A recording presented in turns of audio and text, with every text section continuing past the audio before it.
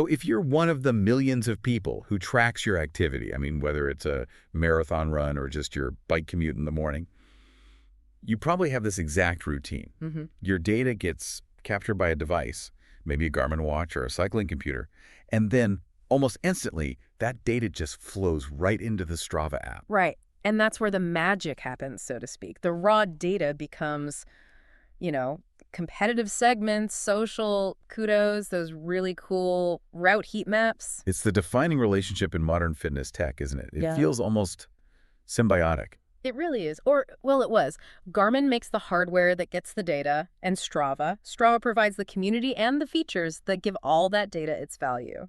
They really needed each other. Needed. That's the key word. Because that whole relationship is just, well, it's dissolved into open legal warfare. Yeah. And this isn't some quiet negotiation. No, not at all. Strava has filed a massive patent infringement lawsuit against Garmin. We're talking U.S. District Court. This is the real deal. This feels like the big one. The legal fight the whole fitness tech world has kind of been waiting for. I think so. Strava's basically alleging that Garmin has knowingly infringed on its most important intellectual property, the very stuff that defines how we visualize and compete with our activity data.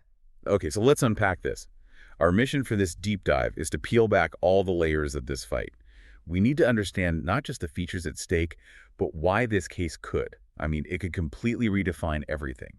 Data sharing, who controls the ecosystem. And the future profitability of both hardware and software companies in this whole space. And we have to talk about the gravity of what Strava is asking for here. Right. They aren't just seeking money. They are going for a permanent injunction. Which is, yeah, that's the legal equivalent of the nuclear option, right? absolutely. Mm-hmm. It could potentially halt the sale of Garmin's most popular fitness watches, their cycling computers.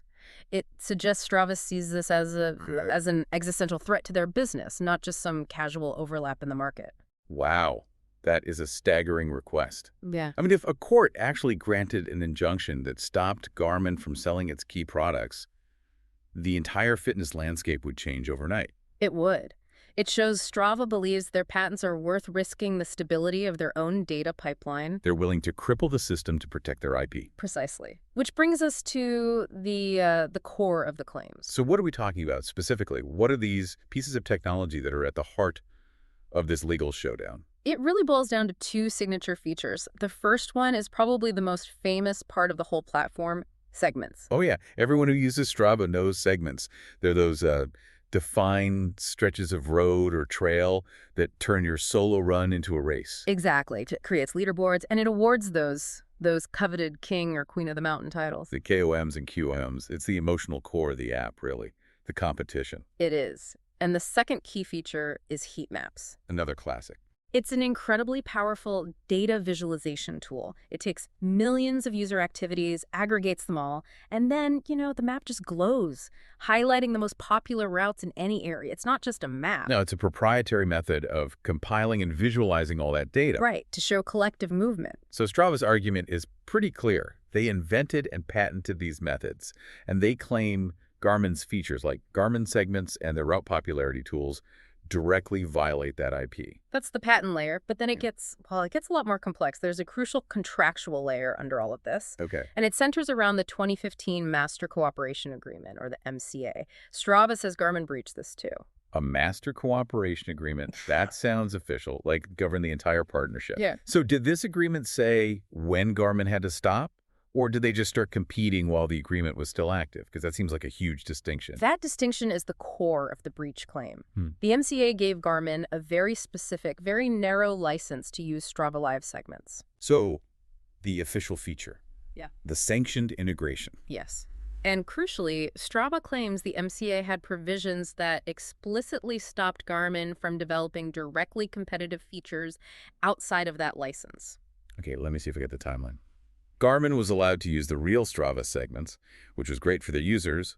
But then, Strava's alleging, Garmin started building its own version Garmin segments while they were still bound by that cooperation agreement. That's the heart of it. They essentially claim Garmin turned a partnership into a parallel competing development process. So they allegedly overstepped the terms, took what they learned during that cooperative time and used it to build something designed to push Strava out of the market. Exactly. It's an alleged breach of contract and a patent infringement happening at the same time. Wow. Okay, that makes Garmin's legal position a lot trickier than just a simple patent dispute. It does, but that brings us to Garmin's expected counterattack, which will be just as aggressive.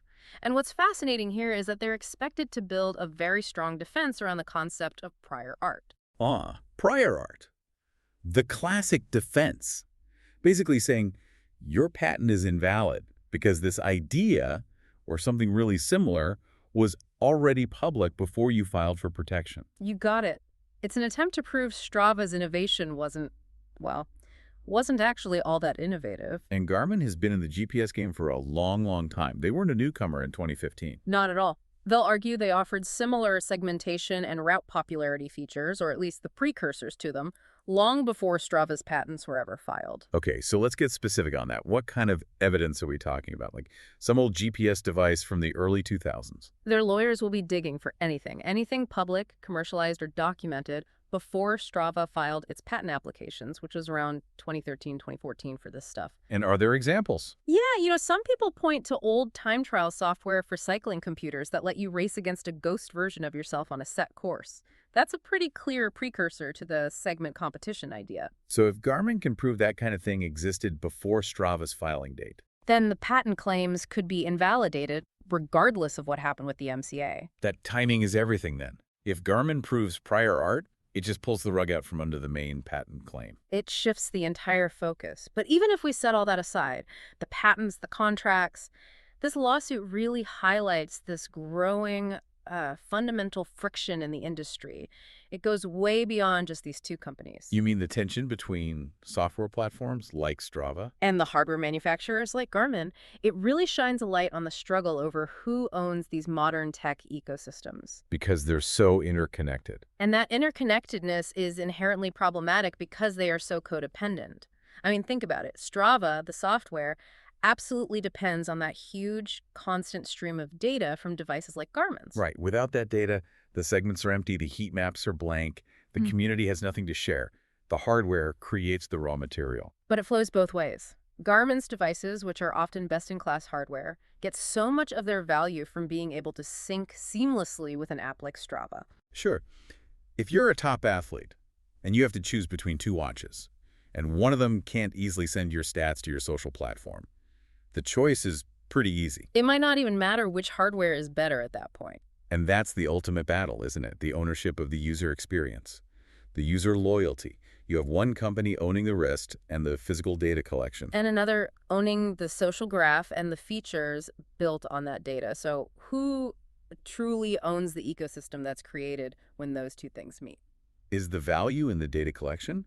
Or is it in the software innovation that makes the data meaningful? This lawsuit forces a judge to try and put a legal valuation on that innovation. Okay, let's shift to the future here. Yeah. While the lawyers are fighting over prior art and contracts, the average runner, you're not going to notice an immediate difference when you upload your next ride. Not right away, no. But the long-term stakes for the entire industry are just massive, especially if that injunction gets granted. It's such a huge risk. But I guess it defines how serious they are. It's like they're saying, we're willing to temporarily break the whole system to force a settlement. And it feels like we're looking at two very different paths for fitness tech, depending on how this all shakes out. So let's play out scenario one. Strava prevails, their patents are validated, the breach is confirmed. What does that world look like for Garmin's products? If Strava wins, Garmin is probably forced into a very expensive pivot. They'd likely have to redesign core parts of their Connect ecosystem. I mean, remove or totally change their segment and route features to avoid infringement.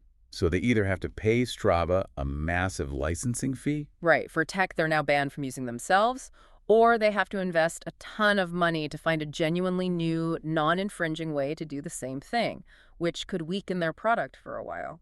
And, okay, flip side, scenario two. Garmin wins. They successfully prove prior art or show they didn't violate the MCA. What happens then? That outcome could be even more profound for the industry because of the precedent it sets. It would basically give a green light to other hardware makers, Wahoo, Apple, any of them, to aggressively build out their own software communities. So they'd be encouraged to decouple from apps like Strava. Exactly, to internalize all their data, keep all their features within their own walled gardens. So a win for Strava protects software IP and guarantees them licensing money. A win for Garmin validates the hardware maker's right to build integrated features, which could fragment the whole industry. And if you connect this to the bigger picture, this lawsuit really feels like a pivotal moment for IP and data rights in fitness tech. It's a collision of three crucial factors: innovation, interoperability, and competition. Innovation being the new features like segments. Interoperability is that convenience of your watch just talking to your app. And competition, well, that's the constant pressure to own the user's loyalty and monetize their data. And this case is going to define how those things are balanced. It will decide how data-driven features are protected, how data is shared, and whether the future is about collaboration or about these fiercely protected end-to-end ecosystems. So, what does this all mean for you? Well, you now understand the legal fight behind segments and heat maps. You know about that 2015 Master Cooperation Agreement and why its alleged breach is so important. You know Garmin's main defense will likely be prior art. And most importantly, you see this for what it is: a fundamental clash over who controls the fitness data ecosystem. And the outcome here, it extends so far beyond your running shoes or your bike computer. This isn't just about two fitness companies. It will set a clear precedent for every consumer device that generates data and talks to a software service, from your car to your smart fridge. So as you track your next activity, maybe consider this. Will future innovation be driven by these fiercely protected patented features inside walled gardens? Or will this case ultimately push the industry back toward open standards and interoperability, where the focus is less on fighting in court and more on shared data platforms that benefit you, the user? That's the real race being decided right now.